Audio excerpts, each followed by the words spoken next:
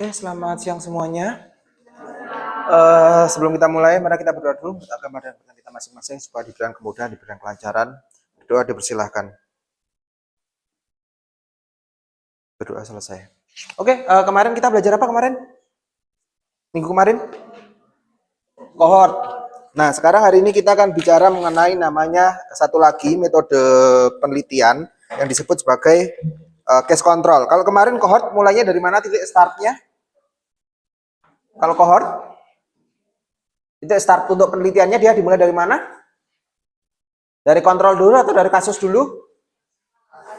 Dari kasus. Nah, kalau namanya case control ya, kalau kalian lihat di sini ya namanya case control itu dimulai dari adanya kasus, kemudian ada kontrol. Nah,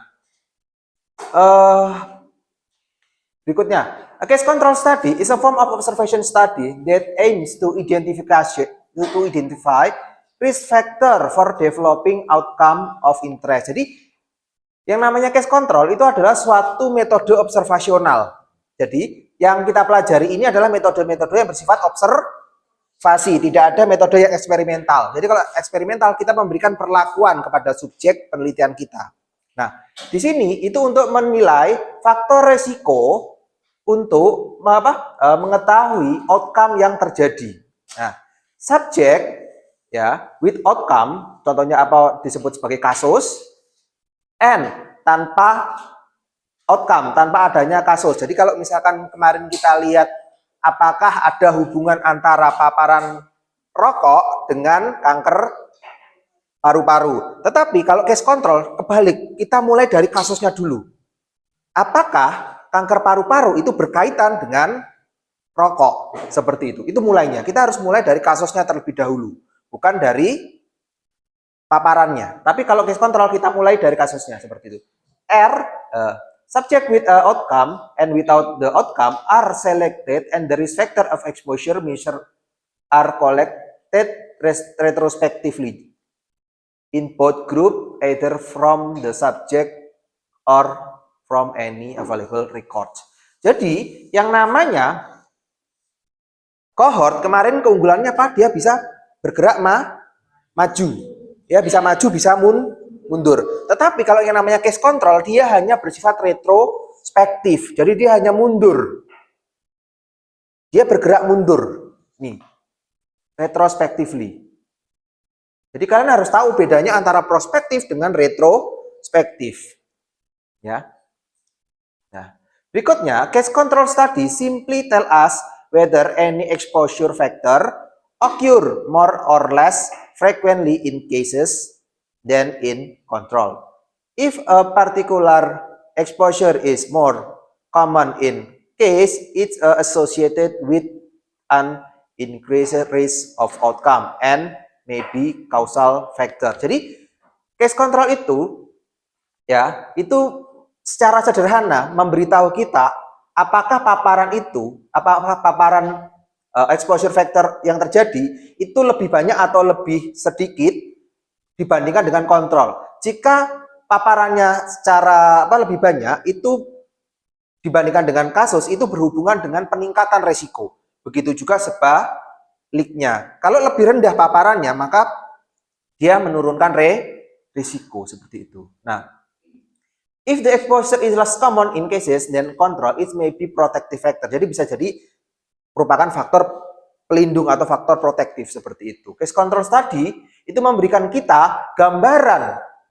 mengenai faktor yang meningkatkan atau menurunkan resiko yang the risk of developing the outcome of interest. Jadi berkaitan dengan faktor-faktor yang terjadi seperti itu. Unlike cohort study, case control study do not usually give us information of incident or prevalence of disease. Jadi dia kelemahannya lagi yang namanya case control, dia tidak bisa ya. Case control study do not usually give information of incident or prevalence. Jadi yang namanya case control dia tidak bisa memberikan data insiden, berapa prevalensi kejadiannya atau berapa prevalensinya atau berapa insiden dari suatu kasus seperti itu. Nah, case definition. The case definition of the outcome, jadi yang namanya penelitian kita harus menjelaskan, harus mempunyai data atau persepsi yang sama. Apakah yang dimaksud dengan kasus? Yang namanya skripsi itu juga harus ada namanya batasan operasional, bukan batasan operasional ya, definisi operasional. Oke, sehingga persepsinya harus sama. Contoh, pasien. Yang dimaksud pasien itu siapa sih? Itu harus jelas batasannya. Pasien yang dirawat di rumah sakit X. Kalau pasien di rumah sakit Y, bukan bagian dari penelitian kita. Nah, itu disebut sebagai definisi. Nah, di sini yang disebut sebagai definisi adalah the case definition solved outcome should be clearly defined at the start of the study to ensure that all cases chosen satisfy the same diagnostic criteria. Jadi harus jelas diagnosanya apa? Harus jelas kriterianya seperti apa. Kalau kita menggunakan pasien hipertensi yang seperti apa?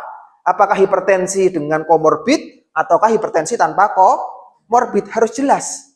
Oh, kita harus menggunakan pasien dengan hipertensi tanpa komorbid. Ya udah, kita mencari data pasien hipertensi dengan pasien tanpa komorbid. Itu harus konsisten dari awal hingga akhir. Jangan sampai tengah-tengah karena misalkan datanya cuma sedikit, wis yang ada komorbid diambil juga, itu nggak boleh. Seperti itu. Nah, biasanya dalam pemilihan dalam pemilihan kasusnya itu didasarkan pada temuan klinis ini seperti ini. Temuan klinis seperti contohnya adalah acute appendicitis diagnosed by patient history and examination finding made by surgeon. Jadi appendicitis yang didiagnosa oleh sejarah pasien atau pemeriksa atau temuan dari dokter bedah seperti itu. Ada lagi berupa radiological finding dan temuan-temuan yang lainnya seperti ini. Itu adalah berupa definisi untuk kasusnya.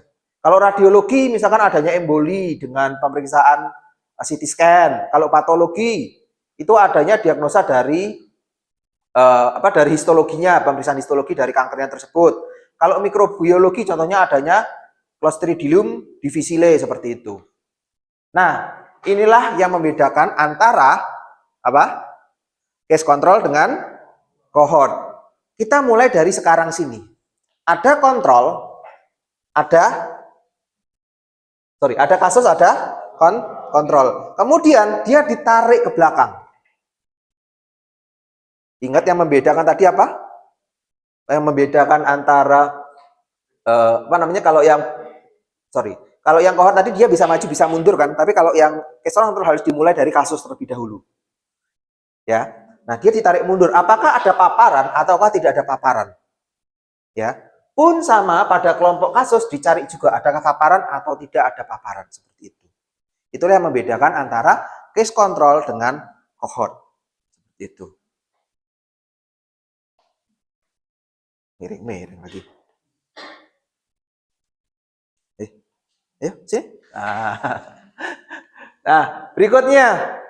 Kemudian ya kalau kemarin kan yang dicari adalah kalau yang cohort kan yang dicari yang tidak ada paparan kan semuanya. Tetapi kalau yang namanya case control ini, dia menariknya dia bisa memperhatikan yang namanya adanya penyakit seperti ini. Penyakit, kemudian tidak adanya penyakit, itu diambil semua. Karena kita mulainya dari yang seperti ini. Case control, ada kasus atau tidak ada kasusnya. Nah ini. Kemudian kalau adanya kasus ini, penyakit ini atau adanya penyakit dan seterusnya, itu dilihat cases with disease. Kemudian dia dicari adakah faktor yang berpengaruh atau tidak adanya faktor yang berpengaruh seperti itu. Baru kemudian dilakukan kalkulasi perhitungan. Nah, case selection dalam memilih kasus, ya, case control study may use incident cases or prevalent cases when recruiting subject with the outcome of interest. Jadi kita bisa memilih ya berdasarkan kasus yang banyak terjadi atau yang sering terjadi. Secara umum, kasus insiden tersebut itu lebih prefer to prevalent cases when recruiting subject from case control study investigating the possible causes of a disease outcome. Jadi, kalau misalkan tadi kita mulai dari kanker paru-paru, ada kanker paru-paru dan tidak ada kanker paru-paru, maka kita cari ke belakang apakah dia merokok atau tidak, kan seperti itu secara umum. Nah, however, when investigating the causes of insidious disease, We may use no choice but rely on information from prevalent cases. Seperti itu. Nah, the case selected should ideally representative of all cases the outcome in population. Typically source for identification cases include hospital patient, outpatient klinik, GP itu general practitioner ya, dokter umum. Ya, kemudian sertifikat kematian atau registrasi dari penyakit seperti itu. Jadi, dari data-data ini itu bisa digunakan untuk memilih kasus yang akan kita gunakan untuk penelitian kita. Seperti itu. Nah, the process of enrolling cases in the study should be accurate and efficient. So, as identify a sufficient number of cases as quickly and cheaply possible. Jadi, dalam memilih kasus itu harus akurat dan efisien. Ya. Untuk mengidentifikasi jumlah yang cukup. Jadi yang namanya pemilihan sampel itu kita harus memilih jumlah sampel minimalnya.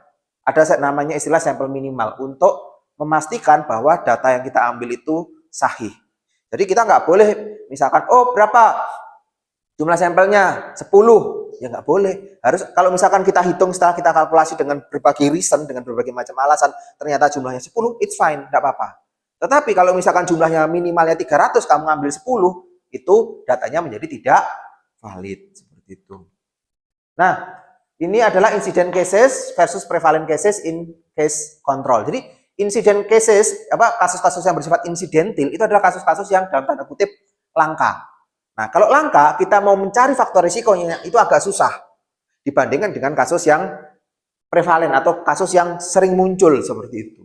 Nah, kalau di sini kita lihat incident case are recruited at a time diagnosis of outcome. Jadi dia memerlukan waktu dari diagnosis sampai dengan outcome. Kemudian kalau prevalent cases are subject who have already been diagnosed with the outcome, seperti itu.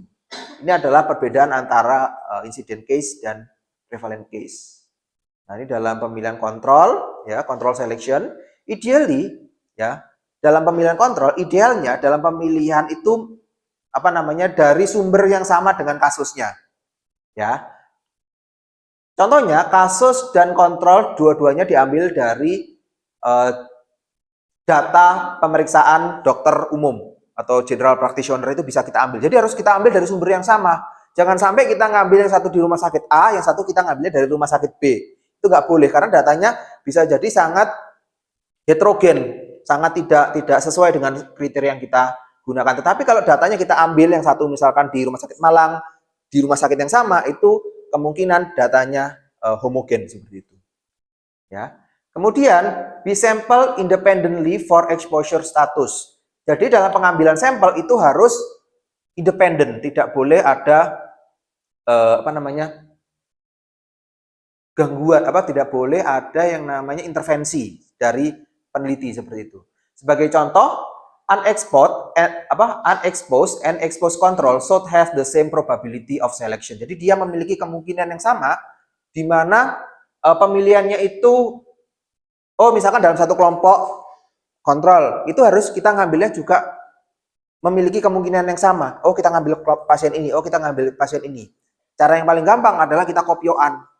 Tetapi itu kalau nanti kita gunakan untuk publikasi jurnal, kopioan itu menjadi lucu ya istilahnya. Masuk kopioan sih pengambilan datanya. Ya kita harus menggunakan metode-metode yang ilmiah dalam mengacak seperti itu. Kemudian harus memenuhi dalam pemilihan kontrol meet all selection criteria for cases. Jadi harus memenuhi semua kriteria kasusnya. A part of not having the disease outcome interest. Sebagai contoh adalah laki-laki usia antara 40 sampai dengan 50 tahun dengan kanker paru-paru. Kontrolnya harus laki-laki usia antara 40 sampai 50. Jangan sampai kamu ngambil kontrolnya adalah perempuan. Jadi nggak bisa dibandingkan apple to apple. Seperti itu. Jadi dalam pemilihan kontrol itu juga harus diperhatikan sesuai dengan kriteria kasus yang kita ambil seperti itu. Kemudian selecting up to 4 control per cases may improve the statistical power from the study detect the difference between case and control. Jadi bisa sampai dengan 4 kontrol per kasus seperti itu. Nah, kemudian ini sama. Nah, ini adalah keuntungan dan kerugian dari kita ngambil dalam populasi atau kita ngambil dalam rumah sakit atau klinik. Nah, keuntungannya kalau kita ngambil dalam populasi have a similar demographic and characteristic terhadap kasus, contohnya usia, kemudian jenis kelamin, dan semua subjek secara umum sehat, dan prevalence dari paparan itu kurang less likely to be biased by presence of another disease. Jadi kurang ada sedikit biasnya.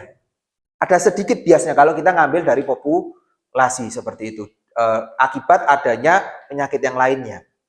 Tetapi kerugiannya kalau kita mengambil case control itu dalam kelompok populasi, dalam populasi ini dalam arti kata kita ngambilnya dalam kelompok masyarakat gitu ya. Kita ngambilnya di masyarakat, dalam kelompok di RT RW dalam satu daerah, itu disebut sebagai population. Nah, tetapi kerugiannya adalah time consuming and therefore expensive to identify subject. Sangat mahal. Ya kan? Kita harus memperhatikan satu persatu, kemudian kita ngecek satu persatu dan memakan waktu yang cukup banyak seperti itu. Nah, kemudian less likely to be motivated to participate the study. Jadi sangat tidak likely to be motivated kepada partisipan dalam penelitian ini. Kemudian as a subject are generally healthy, they recall to prior exposure may be less accurate. Jadi kalau dia merasa dirinya sehat, kemudian untuk mengingat-ingat paparan-paparan yang dulunya kemungkinan dia alami, itu akan sangat tidak akurat. Ada yang disebut sebagai recall bias. Coba sekarang kalian suruh ingat apa yang terjadi 5 tahun yang lalu. Bisakah kalian? Berarti kalau 5 tahun yang lalu itu berarti kalian kelas berapa? SMA ya? SMA. Kira-kira kalian kalau suruh minum teh sehari berapa banyak? Suruh minum kopi berapa banyak? Nah, itu kan susah kan? Kita susah untuk mengingat-ingat. Kadang kita berapa ya? 5, 4, 3, 2, 5 Nah, itu jawabannya menjadi tidak akurat. Nah, itu disebut sebagai recall bias. Ada namanya bias. Karena kita harus mengingat-ingat kejadian sekian tahun yang lalu. Nah, itu adalah kelemahan dari disebut sebagai case control. Makanya kalau kalian kemarin masih ingat hierarkinya itu, case control itu letaknya hierarkinya masih di bawahnya cohort. Karena apa? Karena biasnya masih termasuk tinggi seperti itu. Nah, itu adalah kalau untuk populasi. Kemudian kalau kita ngambil di klinik, ya di klinik, nah dibandingkan dengan comparable demographic and characteristic, two cases if they are selected from the same source population. Jadi bisa dibandingkan lah isinya, bisa dibandingkan antara karakteristik pada kelompok kasus jika dia terpilih dalam sumber populasi yang sama. Kemudian kalau di rumah sakit kita bisa merekrutnya dengan mudah, merekrut subjeknya itu dengan mudah. Kalau di populasi kan kadang apakah jenengan mau ikut penelitian saya, kadang kan nggak mau gitu kan. Nah itu kalau di rumah sakit relatif lebih mudah kita untuk merekrut seperti itu. Kemudian more likely to be motivated to participate in the study. Jadi lebih ada motivasi untuk ikut dalam penelitian. Kalau pasien yang dirawat di rumah sakit atau di general practitioner. Nah, as a subject are generally pure health, they may be motivated as the cases in being able to recall prior exposure. Jadi dia kalau adanya kasus, dia kemungkinan bisa mengingat-ingat lebih baik. Sebagai contoh, apakah kalau misalkan ada pasien dengan dirawat dengan kanker paru-paru gitu misalkan, berarti bisa mengingat-ingat berapa banyak sih dia mengkonsumsi rokok dalam sehari? Oh, aku nggak pernah ngerokok ya mas. Berarti kan dia bisa mengingat dengan adanya kesehatan yang buruk, dia bisa lebih mengingat, oh aku nggak pernah ngerokok tuh mas, tapi kok aku kena kanker paru-paru ya. Kemudian maka kita bisa mencari faktor risiko yang lainnya. Seperti itu. Nah, kemudian kerugiannya kalau kita mengambil dari klinik itu adanya higher risk of selection bias. Jadi adanya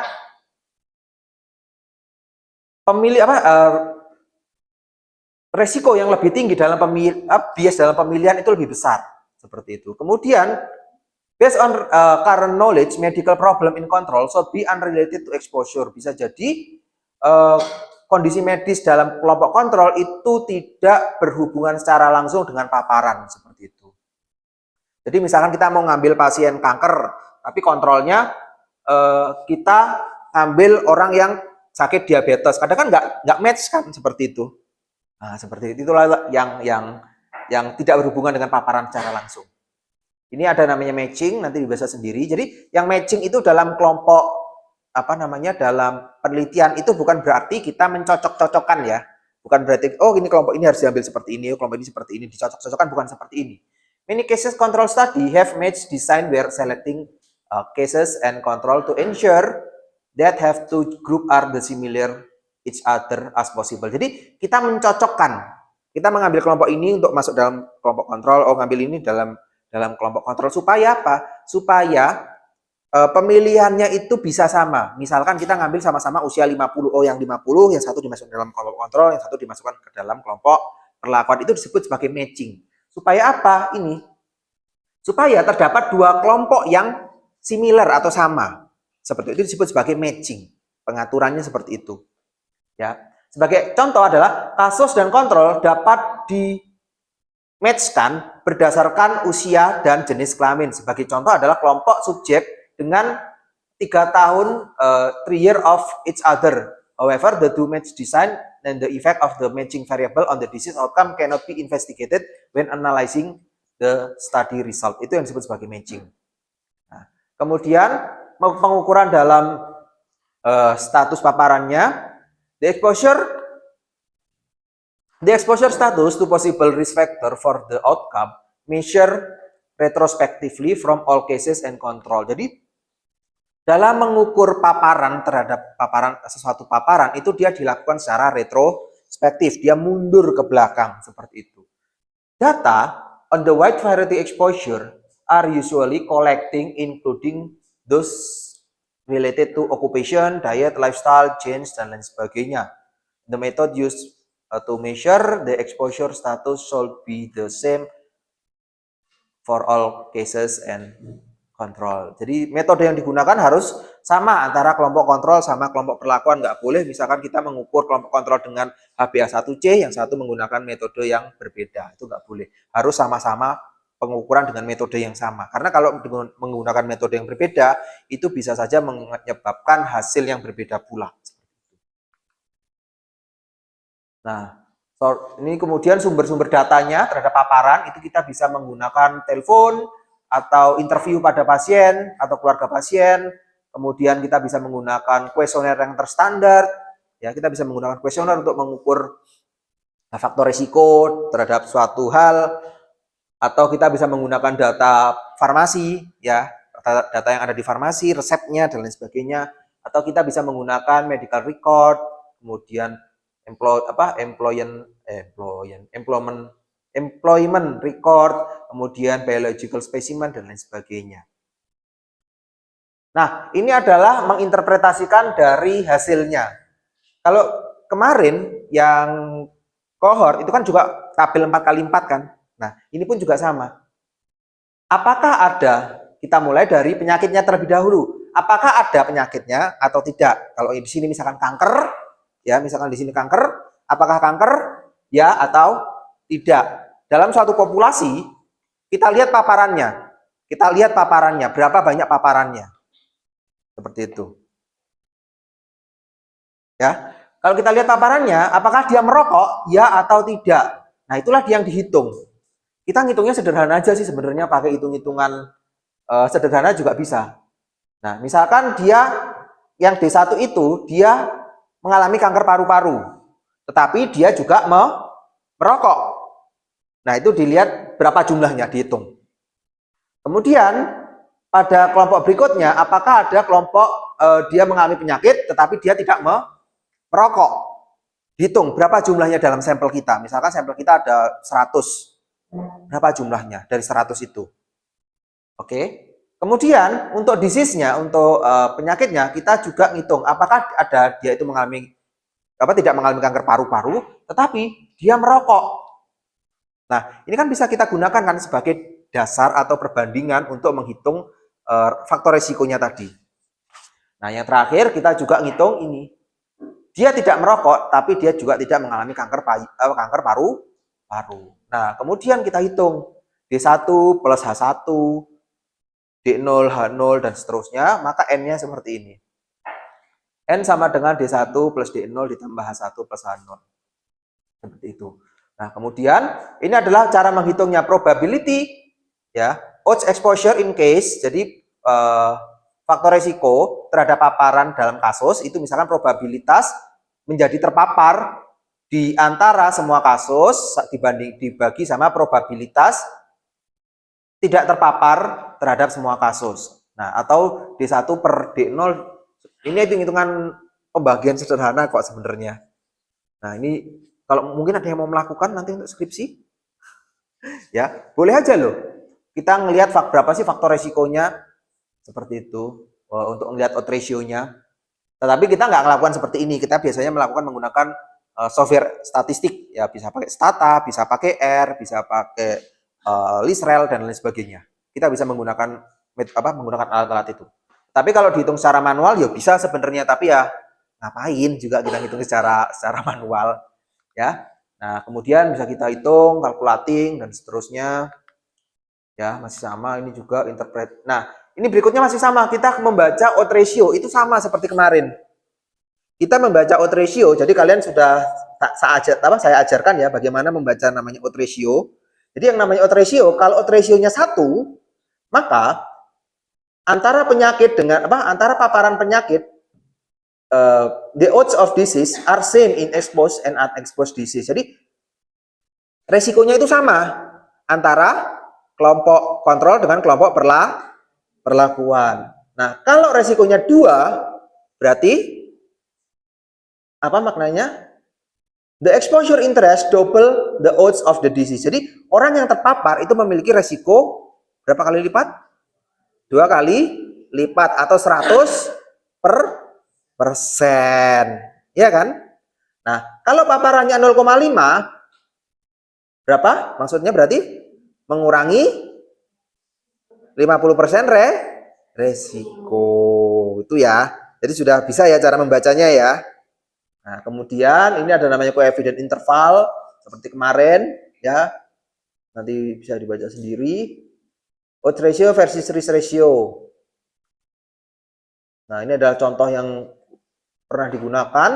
Case study risk of constructive perikarditis ya.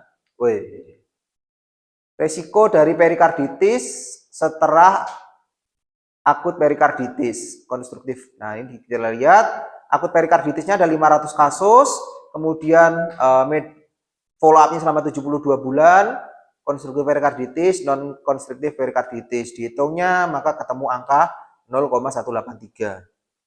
Ya, seperti itu. Confounding bias nanti baca sendiri. Causality itu adalah hubungan sebab akibat ya, disebut sebagai causality adalah hubungan sebab akibat. Nah, kita langsung masuk ke contohnya aja. Nah, ini adalah keuntungan dan kerugian dari case control. Kalau kita membaca, keuntungan dari case control itu adalah efisien untuk mempelajari efek dari paparan dari penyakit-penyakit yang langka. Jadi kita bisa melihat penyakit-penyakit yang langka itu sangat efektif kalau menggunakan case control study ini. Karena kita mulainya dari kasus dulu kan yang muncul. Ya kalau kita kasusnya kalau kita mulai dari penyakit kan kita agak kesulitan untuk melihat apakah suatu paparan ini menyebabkan penyakit ini. Nah, seperti itu. Kemudian efisien untuk mempelajari efek dari paparan dari multiple exposure, paparan yang berganda terhadap disease outcome. Jadi kita bisa melihat apakah paparan A, B, C, D terhadap suatu penyakit itu memiliki suatu efek seperti itu. Kemudian efisien juga untuk paparan penyakit yang membutuhkan on the disease outcome with a long latency period. Jadi perkembangannya itu lama sekali. Itu sangat efektif sekali menggunakan metode case control dibandingkan dengan cohort seperti itu. Tetapi selebihnya nanti bisa dibaca sendiri ya, Tetapi kerugiannya adalah reverse causality may be issue and temporal sequence of exposure and outcome was not observed. Jadi hubungan yang terbalik itu bisa menjadi suatu masalah.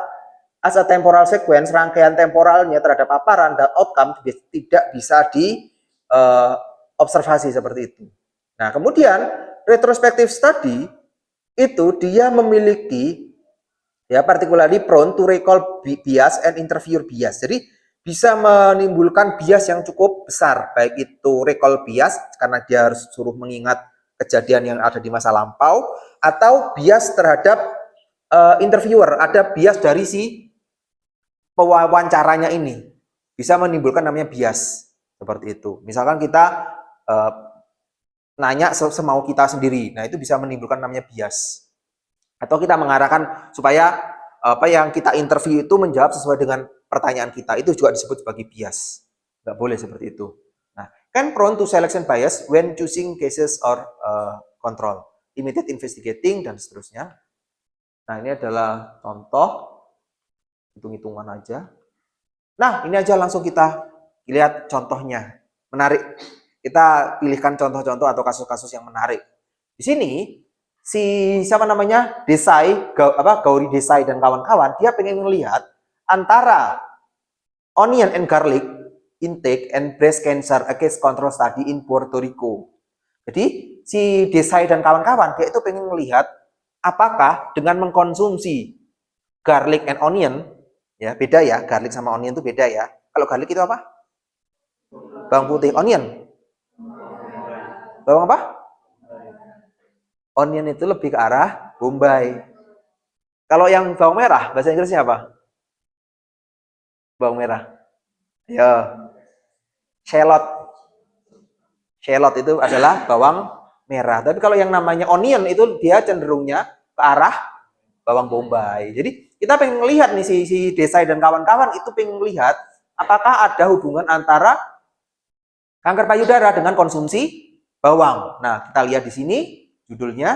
Nah, ternyata setelah kita dilakukan penelitian dan seterusnya, ternyata inverse association with a breast cancer was observed for moderate and high consumption. Jadi kalau orang-orang yang mengkonsumsi onion dan garlic, ternyata dia bisa menurunkan berapa? 41% resiko kalau dia mengkonsumsi onion dan garlic secara moderate. Oke? Dan dia bisa menurunkan sampai dengan 49% kalau dia mengkonsumsi secara high, dalam dosis tinggi dalam tanda kutip. Itu maksudnya. Gitu ya. Berarti siapa yang di sini mau makan bawang? Sambal bawang. Kita juga cukup banyak ya orang Indonesia makan bawang seperti itu. Dan dia bisa sangat signifikan karena kalau kita lihat CI-nya ini ya, CI-nya itu dia signifikan apa enggak? Signifikan atau enggak? Enggak atau signifikan? Ayo, kalau kemarin kan di sini ada berupa garis angka 1 kan? 1. Iya kan? Di sini berapa tadi? Ini kalau dilihat seperti ini digambar, ini ada angka 0,51. CI-nya kalau kita lihat misalkan seperti ini ya. Berarti di angka berapa? Ini 0,3, yang ini 0,8. Signifikan apa enggak? Signifikan. Taunya dari mana? Karena dia enggak nembus angka 1, enggak nyerempet angka 1. Itu paling gampang bacanya. Iya kan? Jadi makanlah bawang-bawangan untuk menghindari atau mengurangi kanker payudara. Dan kemudian kita lihat lagi hasilnya berikutnya ya. Kita lihat hasilnya. Ini adalah karakteristik demografi pasiennya. Jadi total population-nya ini, total populasinya. Dia menggunakan 314 dibandingkan dengan kontrolnya 346. Loh, kok beda Pak? Ya nggak apa-apa. Ini masih oke. Jangan sampai yang 180, yang 300 itu nggak imbang. Jadi harus seimbang seperti itu.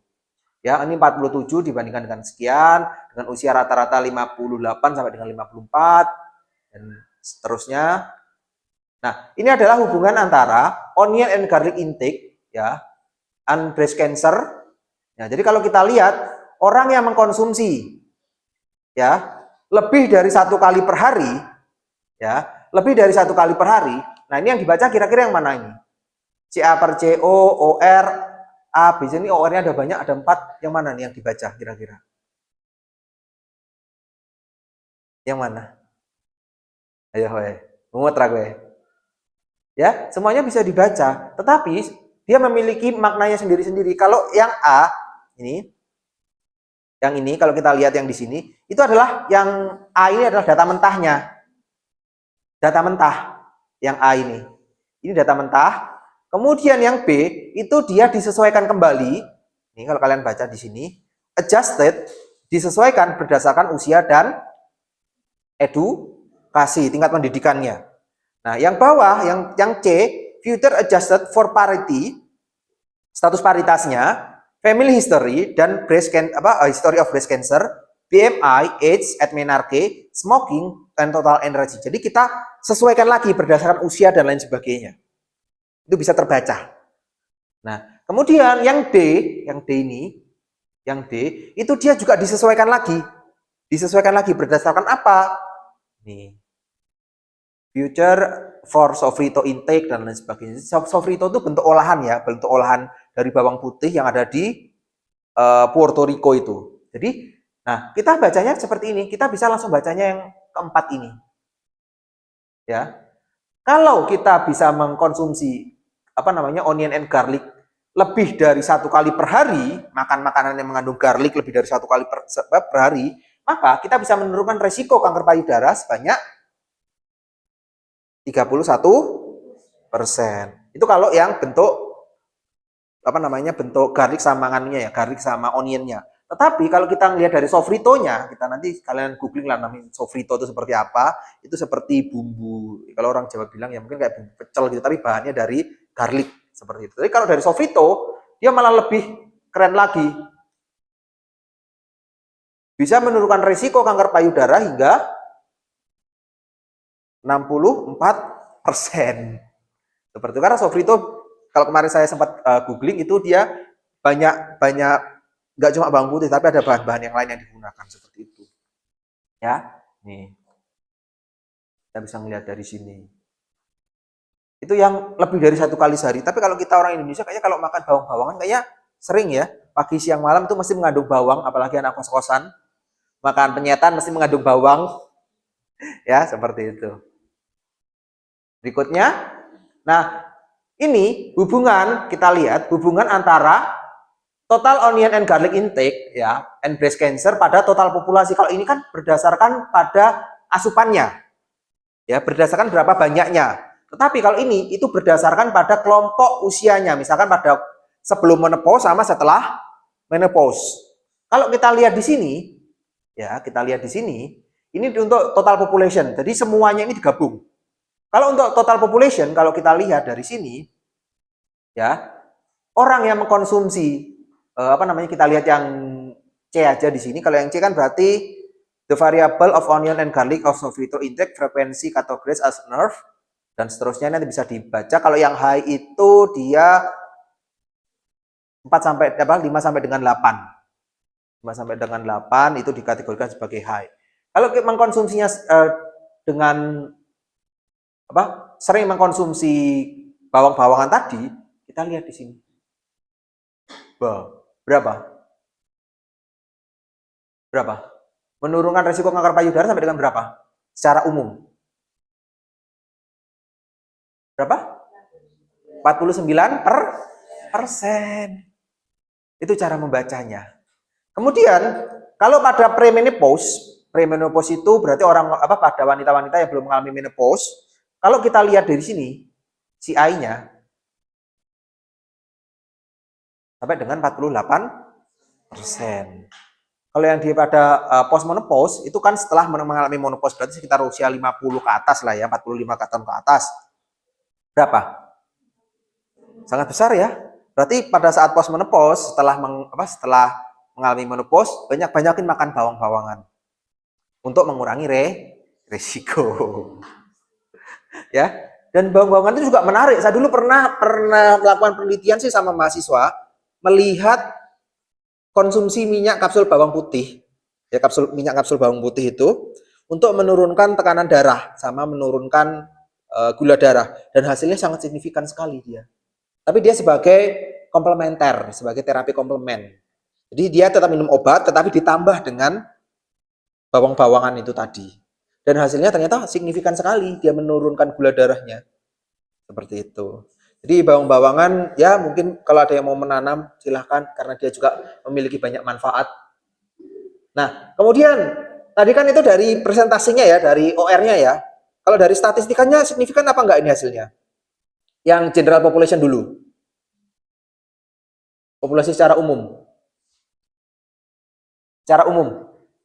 Itu p-value-nya berapa? P-trend-nya? P-trend 0,02. Kalau 0,05 lebih besar atau lebih kecil? Ini. Signifikan apa enggak berarti? Signifikan. Oke, yang bawah, yang premenopause. 0,17 dibandingkan dengan 0,05. Signifikan apa enggak? Lebih kecil? Iya kan? Ini lebih kecil atau lebih besar? Lebih besar, berarti nggak signifikan, ya kan? Kemudian yang bawah, yang pas menopause, signifikan apa enggak? Enggak, berarti secara umum dia nggak ada beda antara kelompok premenopause sama postmenopause itu nggak ada bedanya, apa bukan? Apa ya? Konsumsi high sama ini memang menurunkan, tetapi tidak ada perbedaan, tidak ada yang berbeda signifikan antara konsumsi high, low, medium pada kelompok premenopause sama postmenopause itu kayak nggak beda. Tetapi secara umum, kalau kita lihat secara general population ini, dia memang bisa menurunkan dan signifikan pada kelompok umum tanpa membeda-bedakan apakah pada kelompok premenopause atau postmenopause seperti itu. Nih. Oke, berikutnya yang menarik lagi kita belajar yang case control ya. Kemarin kita sudah mempelajari yang namanya meta analisis kan. Ada meta analisis yang cohort. Ada juga meta analisis yang case control. Jadi meta analisis itu tergantung dari apa yang mau kita analisis ulang. Meta analisis RCT ada nggak Pak? Ada. Dan itu hierarkinya paling tinggi. Karena RCT sendiri itu kan sudah paling tinggi hierarkinya. RCT kita kumpulkan, maka itu juga memiliki hierarki yang paling tinggi. Biasnya lebih kecil. Nah, di sini berikutnya pertanyaannya adalah Helicobacter pylori infection as a risk factor for diabetes, a meta-analysis of case control study.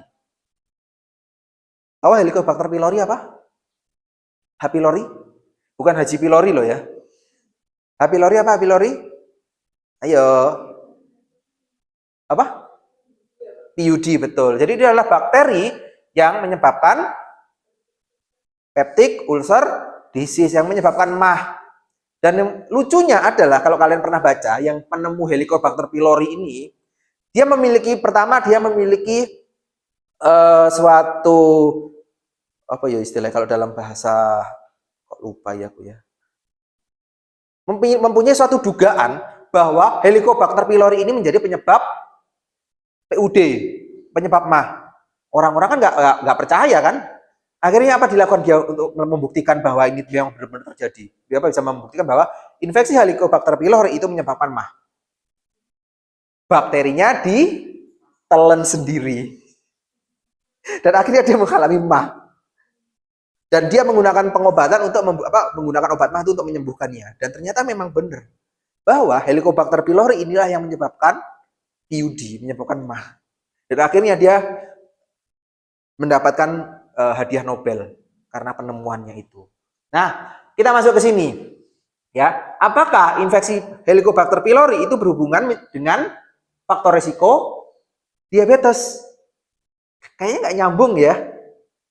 Kayaknya ya, kita ngomong sekilas aja nggak nyambung ya antara infeksi H. pylori dengan diabetes seperti itu. Nah, tetapi setelah kita lakukan si peneliti ini, siapa namanya itu? Mansory ya bener ya. Karyawan Mansory dan kawan-kawannya, itu dia melibatkan 41 penelitian yang melibatkan 9.559 individual, 5.900 subjek. Oke. Di mana case-nya adalah 4.000 dan kontrolnya ada 5.000. Jadi dia ada 41 paper nih yang dibaca sama dia, kemudian dianalisis ulang. Nah, kemudian the pool estimated associated between H. pylori infection and diabetes, OR-nya adalah 1,27 dan p-value-nya adalah 0,0001. Maknanya apa? Maknanya, kalau kita lihat di sini, maknanya apa?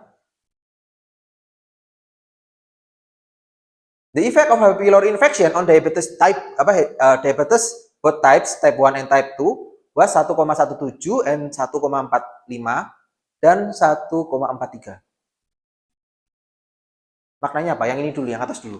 Setelah dikumpulkan pool estimated associated with H. pylori, meningkatkan adanya infeksi H. pylori, meningkatkan kejadian diabetes sebanyak berapa persen?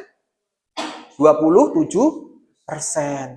Nah, kemudian efek H. pylori terhadap diabetes itu ternyata berturut-turut, baik dua-duanya, kemudian atau diabetes tipe 1 dan diabetes tipe 2 adalah 17, kemudian 19 sama 43%. Berarti sangat meningkatkan resiko diabetes kejadiannya. Ternyata memang ada hubungan antara infeksi H. pylori dengan kejadian yes, seperti itu. Kalau kita baca seperti ini, nah, wah gak ketok ya. Gak ketok. Nah, kalau kita lihat dari sini, nah itu adalah odds ratio-nya. Oh, masih nampak. Odds ratio-nya kalau diabetes mellitus itu sekitar 117, kemudian untuk diabetes tipe 2, semua diabetes itu 1,117. Kemudian kalau untuk diabetes tipe 1 19%, kalau yang diabetes tipe 2 adalah 43%. Tetapi kalau ini dihitung lagi ya. Nah, ini adalah poolnya, hitungan keseluruhannya. Poolnya ini 27%. Jadi, adanya infeksi H. pylori, infeksi Helicobacter pylori itu meningkatkan resiko kejadian diabetes sebesar 27%. Dan kalau kita lihat di usia ini ada yang menarik di sini. 10 sampai dengan 30 orang yang terinfeksi dibandingkan dengan 30 sampai dengan 60, resikonya gedean yang mana, guys? 30 sampai dengan 40 tahun. Orang-orang dengan usia antara 30 sampai dengan 60 tahun yang terinfeksi H. pylori, dia bisa meningkatkan resikonya sampai dengan 34% mengalami diabetes. Seperti itu. Nah, ini poolnya. Kemudian yang menarik adalah berikutnya adalah ini contohnya. Penggunaan statin. Tahu statin kan ya? Statin use is a protective aid against hepatocellular carcinoma in patient with non-alcoholic fatty liver disease. Tahu fatty liver? Perlemaan hati. Jadi hatinya itu menjadi lebih banyak lemaknya. Itu disebut sebagai fatty liver. Seperti itu. Nah, ternyata penggunaan statin itu ada manfaatnya. Nah, ini untuk case control. Nih. Result hasilnya adalah sekitar 102 subjek ya, 102 subjek di mana 34-nya HCC. HCC itu hepatocellular carcinoma atau sederhananya adalah kanker hati. Kanker hati dan 68 kontrol, maka 65% adalah laki-laki dan perempuan. Ternyata kalau kita lihat di sini, in multivariate analysis, statin was a protective against HCC. Jadi kalau ada perlemaan hati ya, hatinya mengalami perlemaan dan dia menggunakan statin, maka dia bisa menurunkan resiko berkembang menjadi HCC sampai dengan 80%. Jadi kalau orang dengan HCC, dengan fatty liver itu tadi, supaya tidak berkembang menjadi HCC, maka perlu digunakan golongan statin karena bisa menurunkan resiko sampai dengan 80%. Iya kan? Nah, mana tadi 20% confidence intervalnya seperti ini.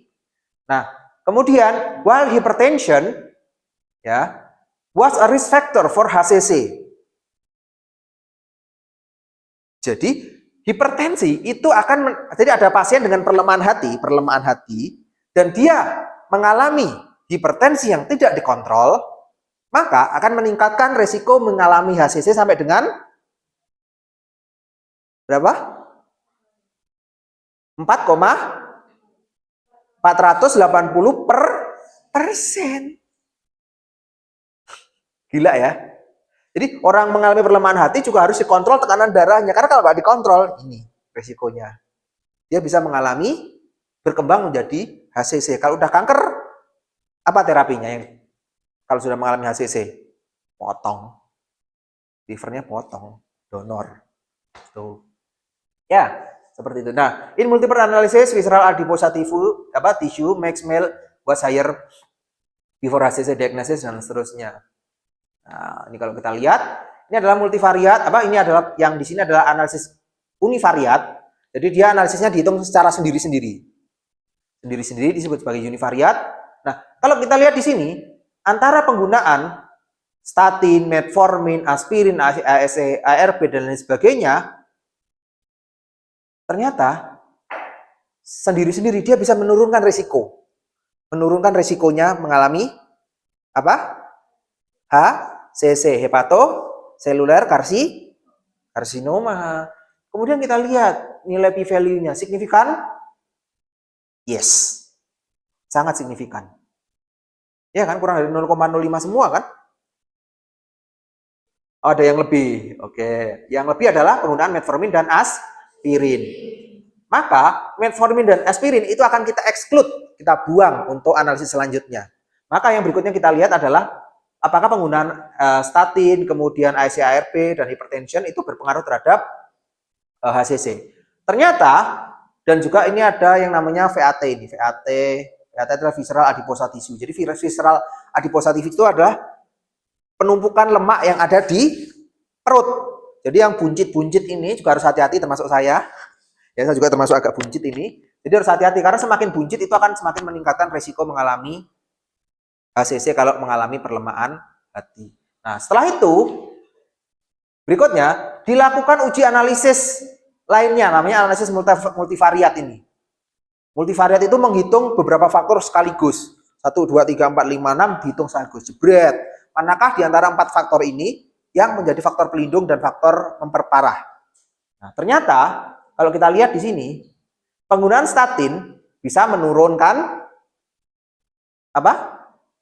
menurunkan HCC, kejadian HCC sebesar 80%, di mana hipertensi dan VAT, higher post HCC diagnosis dan pre HCC itu juga berpengaruh terhadap perlemahan hati. Jadi kalau VAT-nya itu lebih tinggi setelah dia didiagnosa HCC dibandingkan dengan sebelum dia didiagnosa HCC, juga meningkatkan resikonya sebanyak 178%. Nah, hipertensi malah lebih parah lagi. Sampai dengan 480%. Jadi makanya hipertensinya juga harus dikontrol pada pasien HCC. Seperti itu. Nah, itu cara membacanya, ya. Kalau nanti yang kalian kerja di klinik, ketemu sama dokter, jangan kaget, dokternya ada jurnalnya enggak? Kalian bisa segera cari. Ini loh, Dok, ada jurnalnya, Dok. Nah, berikutnya yang menarik adalah, ini juga menarik, hubungan antara vitamin D status pada kehamilan dan resiko preeklamsi. Nih, ini di penelitian yang ada di Prancis ini, Alexander Bianchi. Nah, backgroundnya seperti ini. Vitamin D is involved in pathogenesis of preeclampsia. To evaluate the relationship between vitamin D insufficiency in the first trimester of pregnancy and preeclampsia. Nah, kita lihat kalau di sini dari 83 kasus preeklamsi yang dicocokkan atau yang di-matchkan dengan kontrol, di mana 25 itu level vitamin D-nya itu sekitar 20,1 plus minus 9,3 nanogram per liter pada kasus, dan pada kelompok kontrolnya itu sekitar 22,3 dan seterusnya, dan dia berbeda secara tidak berbeda secara signifikan.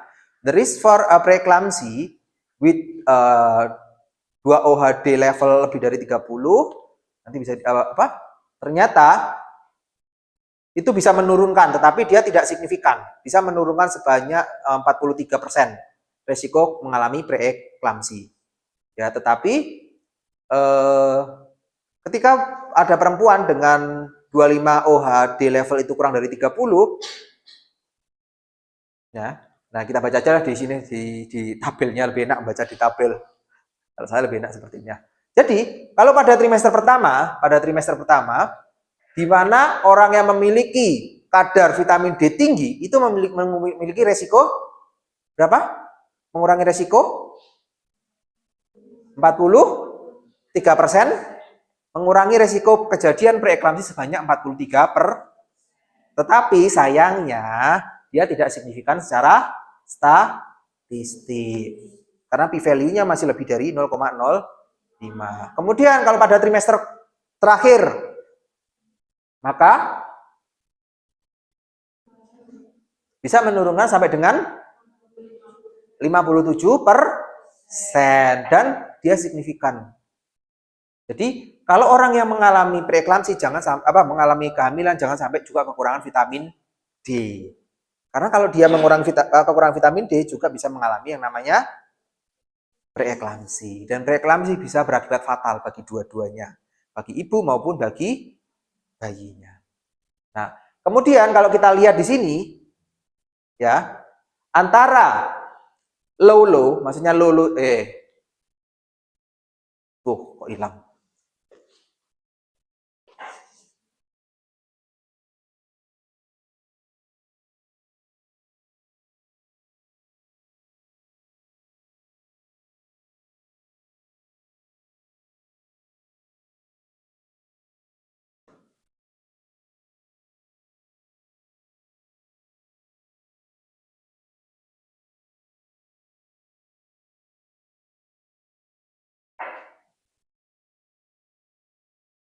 Nah, low itu maksudnya adalah pada trimester pertama dia rendah, pada trimester ketiga dia juga rendah. Nah, kalau pada kelompok yang tinggi-tinggi, berarti pada trimester pertama dia tinggi, pada trimester ketiga dia juga tinggi, maka dia juga bisa mengurangi sampai dengan berapa?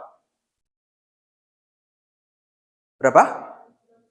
66% risiko preeklamsi. Harus hati-hati. Ya, bukan harus hati-hati. Jadi bisa digunakan sebagai suplementasi vitamin D itu. Kalau memang kadarnya itu rendah, diberikanlah suplementasi vitamin D untuk meningkatkan kadar vitamin D-nya tersebut. Sehingga mencegah yang namanya preeklamsi. Dan dia juga signifikan ternyata secara statistik.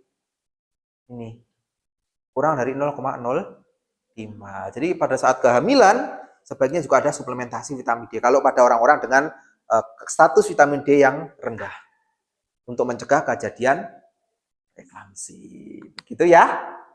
Sampai di sini untuk case control. Ada yang mau ditanyakan?